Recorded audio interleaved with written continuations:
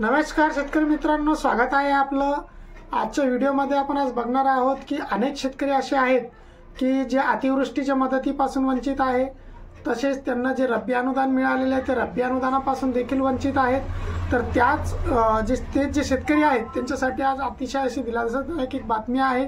तत्पूर्वी तुम्ही चॅनलवरती जर नवीन असाल तर चॅनलला सबस्क्राइब नक्कीच करा, जेणेकरून महत्त्वाचे अपडेट आपल्यापर्यंत पोहोचत राहतील। तर मित्रांनो, अनेक असे शेतकरी आहेत की ज्यांचे फार्मर आयडी नाही आहे आणि फार्मर आयडी नसल्यामुळे त्यांना जे आहे तर अतिवृष्टीची देखील मदत नाही मिळाली आणि रब्बी अनुदान देखील मदत नाही मिळाला।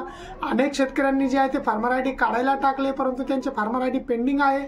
काही शेतकऱ्यांचे फार्मर आयडी सातबाऱ्यावर वेगळं नाव आणि आधारवरती वेगळं नाव असल्यामुळे नेम मिसमॅच असल्यामुळे रिजेक्ट झाले। त्यामुळे देखील त्यांना जे अतिवृष्टी किंवा रब्बी अनुदानाची जी मदत आहे ती मिळालेली नाही आहे। तर असे शेतकरी अनेक जे आहेत ते चिंतित होते की त्यांना मदत नाही मिळाली, त्यांची मदत खात्यावरती जमा नाही झाली, त्यांचं काय होणार, त्यांना मदत मिळणार किंवा नाही।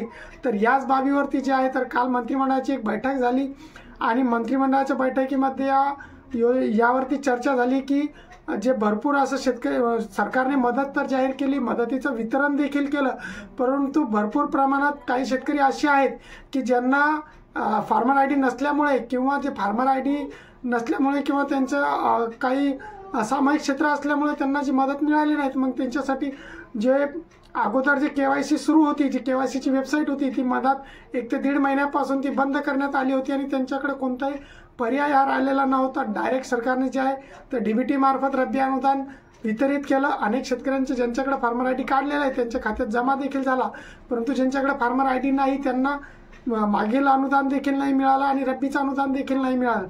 तर हीच बाब लक्षात घेऊन सरकारने काल एक महत्त्वाचा असा निर्णय घेतला की जी KYC ची वेबसाईट होती ती पुन्हा सुरू करण्यात आलेली आहे आणि ती KYC च्या वेबसाईटवरती जे आहे तर ते जे सामायिक क्षेत्रवाले शेतकरी असतील किंवा ज्या शेतकऱ्यांचे काही अडचणीमुळे फार्मर आयडी निघालेले नाही आहे किंवा फार्मर आयडी रिजेक्ट झाले, फार्मर आयडी पेंडिंग झाले, असं सर्व शेतकऱ्यांना ज्यांना अनुदान रब्बीचं अनुदान असेल किंवा अतिवृष्टीचं अनुदान असेल, खडून गेलेलं अनुदान असेल, ते त्या शेतकऱ्यांना जर मिळालं नसेल तर त्यांना आता त्यांच्या तलाठी कार्यालयाशी संपर्क करायचा आहे आणि त्यांचा VK नंबर त्यांच्याकडून मिळवून घ्यायचा आहे किंवा जे आपला आपत्ती व्यवस्थापन विभाग आहे त्यांच्याकडे संपर्क साधून किंवा कृषी कार्यालयाशी संपर्क साधून त्या शेतकऱ्यांनी तिथून आपला VK नंबर मिळवायचा आणि VK नंबर मिळवून त्यावरती तुम्ही KYC करायची आणि KYC केल्यानंतर तुमच्या खात्यावरती DBT मार्फत नक्कीच ती जी रक्कम आहे जे शेतकरी बाकी आहे, मदतीपासून वंचित आहे, ज्यांना अतिवृष्टीची मदत नाही मिळाली,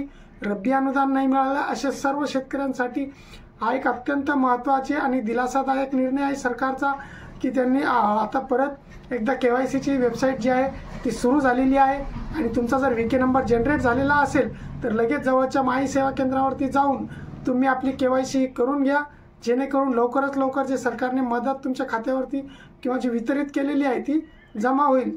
मित्रांनो, चॅनलवरती जर तुम्ही नवीन असाल तर चॅनलला सबस्क्राइब नक्कीच करा, जेणेकरून असेच महत्त्वाचे शेतीविषयक आणि सरकारी योजनांची माहिती आपल्यापर्यंत पोहोचत राहील। खाली डिस्क्रिप्शन बॉक्समध्ये आपल्या WhatsApp ग्रुपची आणि टेलिग्राम ग्रुपची देखील लिंक दिलेली आहे, तेथे देखील जॉईन करून आपण वेळोवेळी अपडेट मिळवू शकता। जय हिंद, जय महाराष्ट्र।